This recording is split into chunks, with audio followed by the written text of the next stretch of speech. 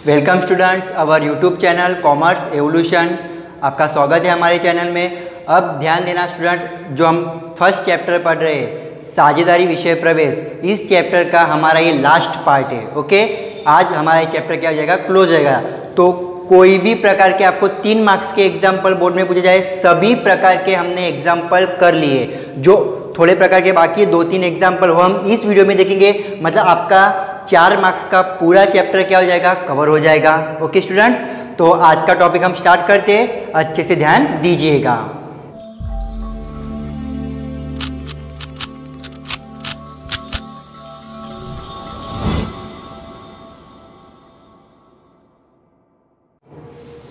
देखिए स्टूडेंट, आपका बुक का एग्जाम्पल नंबर क्या है, 9 है। एग्जाम्पल नंबर 9 में क्या दिया है, यूसुफ, हारून और कोडावाला 3:2:1 के अनुपात में लाभ हानि बांटने वाले क्या है, साझेदार है।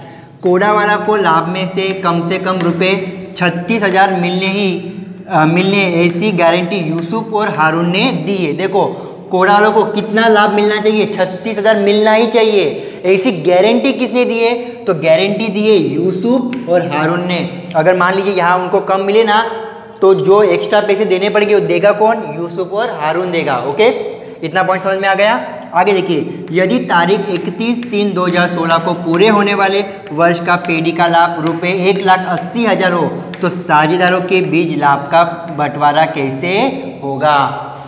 स्टूडेंट समझना, ऐसे एग्जाम्पल हमने किए कि लाभ दे दिया है, प्रमाण दे दिया है और पूछा क्या है कि साझेदारों के बीच लाभ का बंटवारा कैसे होगा। तो आप क्या बोलोगे, सर ये तो बहुत इजी है, लाभ का वितरण कर दीजिए, लाभ का बंटवारा हो गया। लेकिन इतना इजी भी नहीं है। जो आपके माइंड में पहले आ रहा है ना, सर लाभ का वितरण कीजिए, हम वैसे ही करते हैं और देखते हैं इजी है या थोड़ा हार्ड है। ओके स्टूडेंट्स, तो हम पहले क्या करेंगे, लाभ का बंटवारा मतलब लाभ का वितरण। देखिए स्टूडेंट, आंसर में मेरी हेडिंग लाभ का वितरण। ओके स्टूडेंट्स, तो आपको सूत्र पता है लाभ का वितरण क्या, वितरण पात्र लाभ गुणे साझेदारों का लाभ में भाग। तो हम सूत्र नहीं लिखेंगे, लेकिन हम डायरेक्ट एग्जांपल करेंगे। तो पहला नाम क्या है हमारा, यूसुफ। तो स्टूडेंट देखिए यूसुफ, कितना लाभ है यहाँ पर, 1,80,000, तो मैंने लिख दिए 1,80,000। अब यूसुफ का भाग कितना है, देखो 3 है ना, तो 3/में कितने हो गए, 3 और 2 5, 5 और 1 6, तो 3/6। अगर इसका मैं कैलकुलेशन करूँ तो 90,000 मुझे आंसर मिल रहा है। ओके स्टूडेंट्स, चलो यूसुफ का हो गया। अब हारून, अब देखिए हारून को कितना लाभ है यहाँ पर, 1,80,000 गुणे हारून का हिस्सा क्या है, देखो 2, तो 2/6। अगर इसका मैं कैलकुलेशन करूँ तो इसका कैलकुलेशन करने के बाद मुझे आंसर प्राप्त होगा 60,000 रुपये। ओके स्टूडेंट्स, अब आगे किसका नाम है, आगे देखिए कोडावाला का नाम है, तो लिख दीजिए नाम कोडावाला। कितने रुपए है, 1,80,000। कितना हिस्सा है उसका, देखिए 1 है, तो 1/6, तो आपको आंसर कितना मिलेगा यहाँ पर, 30,000। ओके स्टूडेंट्स, अभी ध्यान देना, क्वेश्चन क्या पूछा था, साझेदारों के बीच लाभ का बंटवारा कैसे होगा। हो गया ना, 90,000 60,000 30,000 लाभ का बंटवारा हो गया। क्वेश्चन सॉल्व नहीं, लेकिन देखो क्वेश्चन में देखो उसने क्या बोला था, मैं आपको पहले टिक की थी कि क्वेश्चन में क्या बोला था उसको, कि कोडावाला को लाभ में से कम 36,000 मिलने ही चाहिए। फिक्स है कि लाभ क्या भी हो, कम से कम उसको 36,000 मिलने ही चाहिए। तो यहाँ देखिए कितने मिले उसको, कोडावाला को 30,000 ही मिले, मतलब 6,000 कम मिले। अगर 6,000 कम मिले तो किसने वादा किया था हम पैसे देंगे, तो देखो यूसुफ और हारून ने क्या दी थी, गारंटी दी थी ना उनको कि आपको कितने मिलेंगे, 36,000।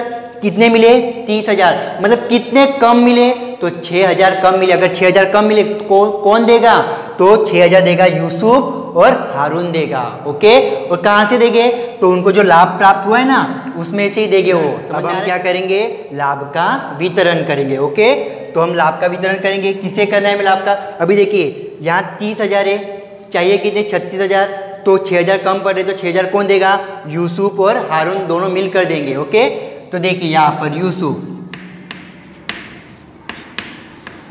ओके, तो कितने हज़ार देने मुझे, 6,000 देने, तो मैंने 6,000 लिख दिए। अब यूसुफ देगा कि कैसे, प्रमाण क्या है, तो प्रमाण देखो दिया है यूसुफ, हारून और कोडावाला। अब कोडावाला को निकाल दो क्योंकि देने कितने लोग, 2 ही लोग देंगे, तो यूसुफ और हारून का प्रमाण देखो कितना है 3:2, तो उसमें वो पैसे बांटेंगे 3 बटे में कितने हो जाएंगे 5। ओके स्टूडेंट्स, आपका आंसर आपको मिलेंगे 3600 कैलकुलेशन के बाद। अब यूसुफ ने 3600 दे दिए, अब कौन देगा पैसे बाकी के? हारून देगा। तो यहाँ पर मैंने नाम लिखा हारून का। हारून 6000 में से उसका प्रमाण क्या है 2 बटे में 5, तो आप कैलकुलेशन करोगे तो आपको यहाँ आंसर मिलेगा 2400। ओके स्टूडेंट, 3000 और 2400 प्लस कर लो, कितने हो जाएंगे 6000। तो 6000 किसे मिल जाएंगे? कोडा वालों को मिल जाएंगे। उन्होंने गारंटी दी थी ना, तो गारंटी दी है तो वो पूरी करनी पड़ेगी, इसलिए वो अपने एक्स्ट्रा लाभ में से पैसे किसे दे रहे? कोडा वाला को दे रहे। ओके, तो अभी देखो यहाँ पर मैंने क्या हेडिंग लिखी है, साझेदारों के बीच लाभ का वितरण, क्योंकि लाभ का वितरण ये जो है वो सही नहीं है। ओके, हमें सही वितरण करना है। अगर ये सही वितरण होता है तो उसने बोला गारंटी 36,000 चाहिए, उनको 30 क्यों मिलते हैं? 36। अगर मान लो यहाँ मेरा आंसर 36,000 आ जाता, मैं ये सब करता ही नहीं। स्टूडेंट समझ में आ रहा है? यहाँ 30 है इसलिए मुझे एक्स्ट्रा करना पड़ रहा है। अभी देखिए क्या लिखा मैंने, लाभ हानि के प्रमाण के लाभ का वितरण 3:2:1। कैसे था हमारा? इस तरह से हमने क्या था 90,000, 60,000, 30,000, तो लिख दो 90,000, 60,000 और 30,000। ओके, तो कुल कितने हो जाएंगे स्टूडेंट्स? 1,80,000 हो जाएंगे। अब देखो आगे क्या, लेना और देना वाली रकम, मतलब कितने लेने हैं या किसे देने हैं वो। अभी ध्यान दीजिएगा, यूसुफ और हारून पैसे देंगे ना, कितने देंगे? 3600, 2400, तो इसमें से क्या हो जाएंगे? माइनस हो जाएंगे। तो माइनस यूसुफ देगा 3600 और हारून देगा 2400, तो 3600 और 2400 मिलकर कितने हो गए? 6000। तो 6000 किसे मिलेंगे? तो 6000 मिलेंगे कोडा वाला को, तो प्लस कर दीजिए 6000। ओके स्टूडेंट्स, समझ में आ रहा है एग्जाम्पल? अब देखिए आप इसका कैलकुलेशन करोगे तो 3600 और 2400, 6000 प्लस 6000 माइनस गए, तो यहाँ कुछ बचेगा? कुछ नहीं। अभी देखिए 90,000 यूसुफ को मिलने चाहिए थे, लेकिन 3600 उसको किसको देने पड़े? कोडा वाला को देने पड़े। तो यहाँ कितने बचेंगे उसके? अगर 90 में से 3600 गए तो 86,400 इतने रुपए बचेंगे। ओके स्टूडेंट, ये किसे देने पड़ेगी? मतलब ये किसका हिस्सा हो गया? यूसुफ का हिस्सा हो गया। अब हारून की अगर मैं बात करूँ तो 60,000 में से 2400 गए, तो यहाँ कितने बचेंगे? 57,600 बचेंगे। 57,600 बचेंगे, तो इसको हारून को कितने मिलेंगे? 57,600। और अभी अगर 30 और 6 प्लस करो तो कितने हो रहे हैं? 36,000। आप इन तीनों की टोटल लगाओ तो आपको 100% 1,80,000 आंसर मिलेगा। तो लाभ कितना बांटना था? 1,80,000। देखो 1,80,000 हमने बांट लिया कि यूसुफ को मिलेंगे 86,400, हारून को मिलेंगे 57,600, कोडा वालों को मिलेंगे 36,000। तो ये क्या था हमारा? लाभ का वितरण। ओके स्टूडेंट्स, आई होप आपको समझ में आया होगा। थोड़ा कॉम्प्लिकेट क्वेश्चन था लेकिन बहुत इजी अगर देखना जाए तो, क्योंकि हमें लाभ मिल गया। अगर मुझे यहाँ 36 मिल जाती तो मैं आगे प्रोसेस करता ही नहीं, लेकिन यहाँ मुझे 30 मिले, तो कितने मुझे कम मिले स्टूडेंट्स? 6000 कम मिले।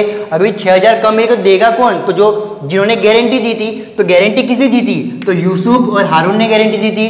तो यूसुफ और हारून ने गारंटी दी, इसलिए मेरे उनमें से 6000 लिए। तो 6000 उनका जो प्रमाण था वो प्रमाण हमने ले लिया। तो कैलकुलेशन करने के बाद 3600 और 2400 कौन देगा? तो यूसुफ और हारून। किसे मिलेंगे पैसे? तो कोडा वालों को मिलेंगे। ओके स्टूडेंट, समझ में आ गया क्वेश्चन? इस तरह हमें क्वेश्चन सॉल्व करना है। अब हम नेक्स्ट क्वेश्चन की ओर स्टूडेंट हमारे नेक्स्ट एग्जांपल की ओर बढ़ते हैं। देखिए नेक्स्ट एग्जांपल में क्या दिया है? एग्जांपल 10, एक पेड़ी के साझेदार गिरीश का आहरण रुपये 6,000 तथा वितरण पात्र लाभ रुपये 9,000 है। ओके, आहरण 6,000, वितरण पात्र लाभ 9,000। 9,000 की असर देने के बाद की अंतिम पूंजी पर, ये क्या पूंजी है? अंतिम पूंजी। अंतिम पूंजी 96,000 है। पूंजी पर वार्षिक 8% की दर से ब्याज की गणना कीजिए। 8% की दर से ब्याज की गणना में करनी है। ओके, तो आप सोचोगे सर पूंजी तो दी है हमें, लाभ मतलब पूंजी दी है हमारी। देखो अंतिम पूंजी 96,000, तो 96,000 के 8,000 कर लीजिए, ब्याज मिल गया। लेकिन स्टूडेंट याद रखना कभी भी कि पूंजी पर ब्याज प्रारंभिक पूंजी पर होता है। अगर पूंजी पर आप ब्याज ज्ञात करोगे तो पूंजी कैसी चाहिए? प्रारंभिक पूंजी।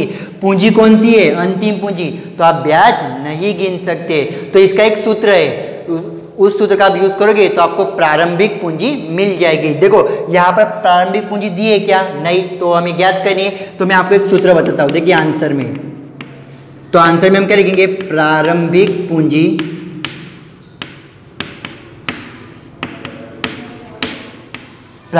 पूंजी बराबर सूत्र क्या है हमारा? अंतिम पूंजी देखिए प्रारंभिक पूंजी बराबर अंतिम पूंजी प्लस आहरण माइनस लाभ। ये सूत्र का आपको यूज करना है स्टूडेंट। ओके, देखिए प्रारंभिक पूंजी में अंतिम पूंजी में से जो आहरण हमने किया होगा तो हमें फिर से रखना है। अभी फिर से रखने तो पेडी के पास पैसे आएंगे तो प्लस हो गया, और लाभ पेडी ने हमको दे दिया था तो मतलब पेडी के पास से पैसे जाएंगे तो क्या करना है? माइनस करना है। याद रखना स्टूडेंट, इस फॉर्मूले का आपको यूज करना है। तो अभी देखिए अंतिम पूंजी कितनी है मेरे पास? 96,000, तो मैंने लिख दिए 96,000 प्लस आहरण मेरा कितना है? तो देखिए आहरण कितना किया है? देखो 6,000 आहरण किया है, तो प्लस 6,000 माइनस लाभ कितना है आपका? तो लाभ मेरे पास कितने हैं? 9,000, तो माइनस लाभ है 9,000। ओके स्टूडेंट्स, तो अगर आप इसका कैलकुलेशन करोगे तो आपको 93,000 आंसर प्राप्त होगा। ओके स्टूडेंट्स, तो आप इसका कैलकुलेशन करने के बाद आपको 93,000 मिलेगा। अब आपको जो बोला था वो कर दीजिए। क्या बोला था कि पूंजी पर वार्षिक 8% की दर से ब्याज की गणना करनी है। तो प्रारंभिक पूंजी मिल गई, तो हम अभी क्या करेंगे? पूंजी पर ब्याज, पूंजी पर ब्याज। आपको सूत्र पता है क्या है? आई बराबर PRN बटे में 100 सूत्र पता है। तो P मतलब प्रिंसिपल मेरा कितना आया? 93,000, तो मैंने लिख दिए 93,000 इंटू R कितना है? तो R क्या है? 8%, तो 8 बटे में 100, और N वार्षिक है इसलिए कहता वो लिखो नहीं लिखो आपकी मर्जी। तो आप इसका कैलकुलेशन करोगे तो आपको आंसर मिलेगा 7,440 रुपये। ये आपको आंसर मिलेगा। तो उसने क्या कहा था कि पूंजी पर ब्याज की गणना की तो कितना ब्याज मिलेगा? 7,440। इस तरह में एग्जाम्पल सॉल्व करना है स्टूडेंट्स। ओके, मैं आपको और एक विधि बताता हूँ कि जो हमने ज्ञात किया 93,000 प्रारंभिक पूंजी, वो दूसरी तरीके से भी ज्ञात कर सकते हैं। देखिए कैसे?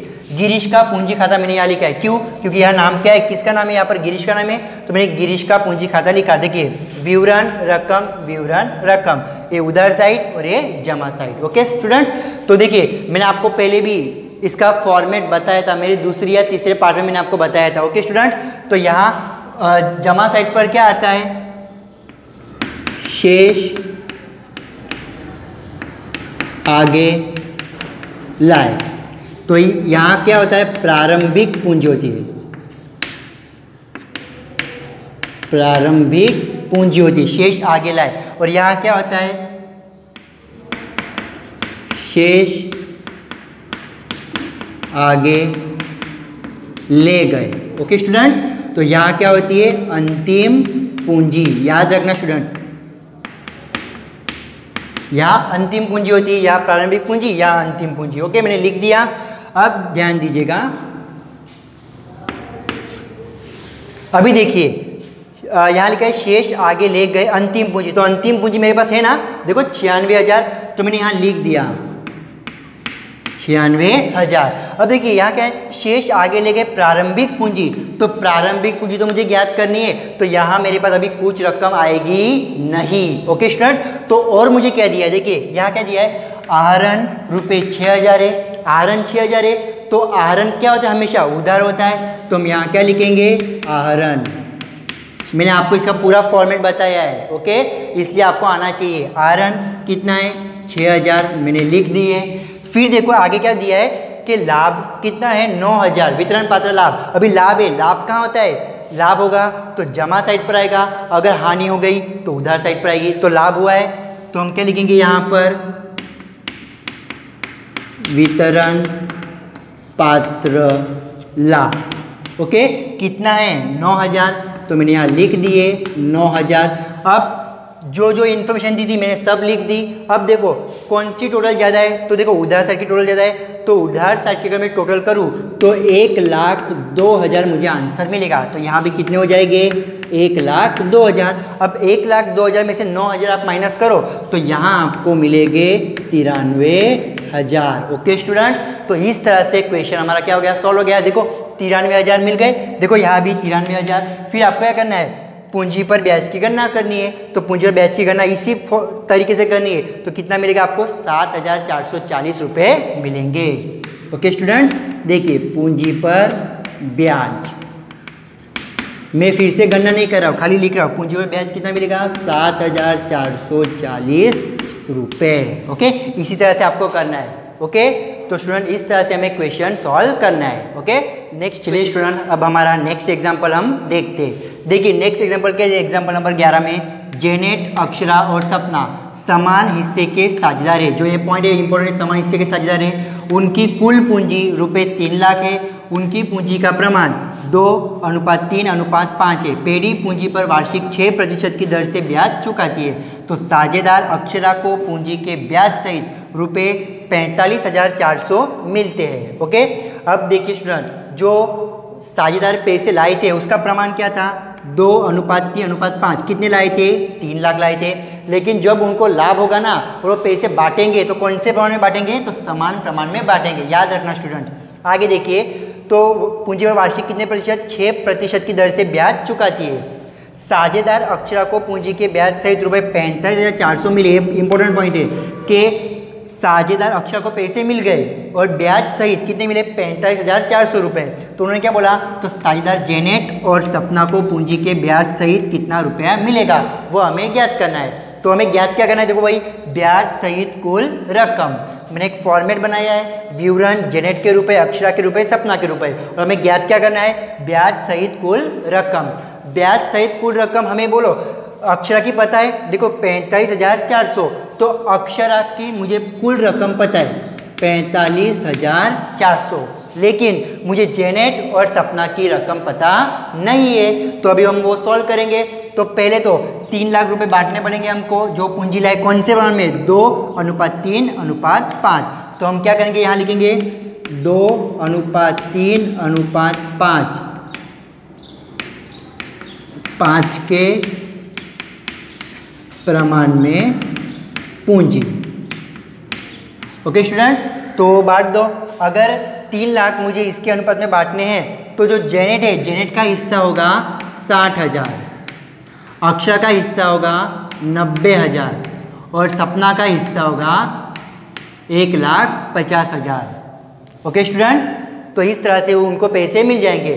खाली उनको पैसे मिलेंगे, वो यह पैसे इसमें इंक्लूड नहीं होंगे, क्योंकि वो तो हमें क्या करना है कि लाभ सहित उनको जो लाभ मिलेगा, लाभ सहित कितने पैसे मिलेंगे। तो ये हमारा लाभ थोड़ी है, ये तो उनकी पूंजी है, पूंजी हमने बांट दी, वो लाभ नहीं है, लाभ हमें ज्ञात करना है। ओके स्टूडेंट्स, अभी ध्यान दीजिए, आगे देखिए क्या बोला है कि पूंजी पर वार्षिक 6% की दर से ब्याज मिलता है उनको। तो हम क्या लिखेंगे यहाँ पर, 6% की दर से पूंजी पर ब्याज। ओके स्टूडेंट, 6% की दर से पूंजी पर ब्याज। अब अगर 60,000 पर अगर मैं 6% ब्याज दूँ तो जेनेट को मिलेंगे 3,600 रुपये। 3,600 उसको क्या मिलेगा, ब्याज मिलेगा। अक्षरा की अगर बात करूँ तो अक्षरा को मिलेंगे 5,400। आपको कैलकुलेशन करना पड़ेगा, सिंपल है। 60,000 के 6% निकालो 3,600, 90,000 के 6% निकालो 5,400।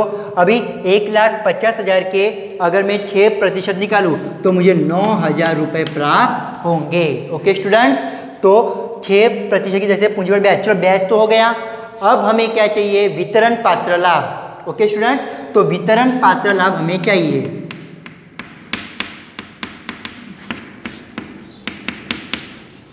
अभी स्टूडेंट आप समझोगे सर अचानक में से वितरण पात्र लाभ कैसे आ गया। देखो क्वेश्चन सही पढ़ो, क्या दिया है, साझेदार अक्षरा को पूंजी के ब्याज सहित रुपये 45,400 मिले। तो साझेदार जेनेट और सपना को पूंजी के ब्याज सहित, पूंजी के ब्याज सहित, ब्याज तो आ गया देखो 3,600, 5,400, 9,000, लेकिन पूंजी कहाँ आई उनकी, पूंजी मतलब जो वितरण पात्र उनको लाभ मिलना चाहिए वो कहाँ आई, तो हमें ज्ञात करना पड़ेगा। इसलिए मैंने क्या क्या वितरण पात्र लाभ। मैंने शुरुआत को आपको कहा था कि वितरण पात्र लाभ का प्रमाण क्या है, देखो समान। इसलिए मैंने आपको बताया इंपॉर्टेंट पॉइंट है। तो समान मतलब क्या, उनका हिस्सा क्या होगा, 1:1:1। समझ गए स्टूडेंट्स। अब मुझे समझ में नहीं आ रहा है कि मैं वितरण पात्र लाभ लाऊं कहाँ से, क्योंकि यहाँ देखो पूरे क्वेश्चन में वितरण पात्र लाभ नहीं दिया है। ये तो क्या है, कुल पूंजी है, इसको हम वितरण पात्र लाभ थोड़ी कहेंगे। तो कुल पूंजी है तो वितरण पात्र लाभ मैं लाऊं कहाँ से, और वितरण पात्र लाभ के लिए कोई मेरे पास है भी नहीं कि कमीशन दिया हो तो मैं ज्ञात करूँ, ओके, या किसी का हिस्सा दिया हो तो मैं ज्ञात करूँ, ऐसा कुछ दिया नहीं है। लेकिन एक पॉइंट दिया है। क्या पॉइंट है, मैंने आपको कहा था बहुत इंपॉर्टेंट पॉइंट है। साझेदार अक्षरा को पूंजी के ब्याज सहित रुपये 45,400 मिले। तो साझेदार मतलब किसको मिल गया, अक्षरा को। तो देखो हमने लिखा था अक्षरा को टोटल कितने मिल गए, 45,400। अभी देखो 45,400 में से अगर मैं 5,400 निकाल दूँ तो यहाँ कितने बचेंगे, देखो 40,000 बचेंगे। समझ लो स्टूडेंट क्या बोल रहा हूँ मैं, 45,400 में से अगर मैं 5400 हटा दूँ तो कितने मिलेंगे, 40,000। अब देखो उनका प्रमाण क्या है, सेम प्रमाण है। अगर अक्षरा को 40,000 लाभ मिल रहा है तो बोलो जेनेट को भी कितना लाभ मिलेगा, 40,000, और सपना को भी कितना लाभ मिलेगा, 40,000। समझ में आ रहा है स्टूडेंट मैंने कैसे निकाला। मुझे ये रकम पता थी, ये रकम मैंने अभी ज्ञात की थी, तो इसमें से मैंने इसको माइनस किया तो मुझे 40,000 मिले। और 40,000 मुझे तो किसके मिले, अक्षरा के। तो मैंने जेनेट और सपना को भी 40,000 दे दिए। क्यों, क्योंकि देखो लाभ क्या है, सर का है। अगर इसको 40 मिल रहे हैं, मतलब अक्षरा को 40 मिल रहे हैं, तो जेनेट को कितने मिलेंगे, 40 ही मिलेंगे, और सपना को भी कितने मिलेंगे, 40 ही मिलेंगे। अब टोटल कर दो 3600 और 40,000, तो यहाँ क्या हो गए, 43,600 मुझे मिलेंगे। 9,000 40,000 तो 49,000। क्वेश्चन क्या पूछा था उन्होंने, क्वेश्चन पूछा था कि जेनेट और सपना को पूंजी के ब्याज सहित कितना रुपया मिलेगा। तो जेनेट और सपना को, जेनेट को कितने मिलेंगे, 43,600 मिलेंगे, और सपना को मिलेंगे 49,000। इस तरह से हमने क्वेश्चन सॉल्व किया। आई होप स्टूडेंट आपको समझ में आया होगा। कुछ भी डाउट हो, कोई भी पॉइंट में समझ में नहीं आए, मैंने दो तीन बार समझाया है, फिर भी समझ में नहीं आए तो मुझे कमेंट में बोलना, तो मैं आपको नेक्स्ट वीडियो फिर से बनाऊंगा, इसी टाइप का सेम एग्जाम्पल लूँगा, तो मैं आपको मतलब फिर से समझाने की कोशिश करूँगा। तो स्टूडेंट अनाउंसमेंट करता हूँ कि हमारा ये चैप्टर क्या हो गया, कंप्लीट हो गया पूरा। आपको 4 मार्क्स आने ही चाहिए, और 3 मार्क्स के मैं हर तरह के एग्जाम्पल देख लिए जो कि आपको एग्जाम में पूछे जाते हैं। और लास्ट में अगर 3 या 4 वीडियो की मेरे बात करूँ, लास्ट 3 या 4 पार्ट्स, मतलब समझो ना, पार्ट 7, 8, 9, 6, 7, 8, 9, तो ये सभी एग्जाम्पल जो मैंने आपको करवाए ये बोर्ड में पूछे जा चुके। कोई एग्जाम्पल 2 बार पूछा है, कोई 3 बार, कोई 1 बार, लेकिन सभी एग्जाम्पल्स बोर्ड में पूछे जा चुके। खाली उसका क्या होता है, कंटेंट सेम होता है, खाली नाम चेंजेस होते हैं, नाम को चेंज करता है। सेम तरह के एग्जाम्पल बोर्ड में पूछे जाते हैं। आई होप आप प्रैक्टिस अच्छे से करोगे, ओके स्टूडेंट, और आप बुक का स्वाध्याय सॉल्व कर सकती हो, ओके। तो फाइनली हमारे चैनल को क्या करो, लाइक, सब्सक्राइब और शेयर करो, ओके।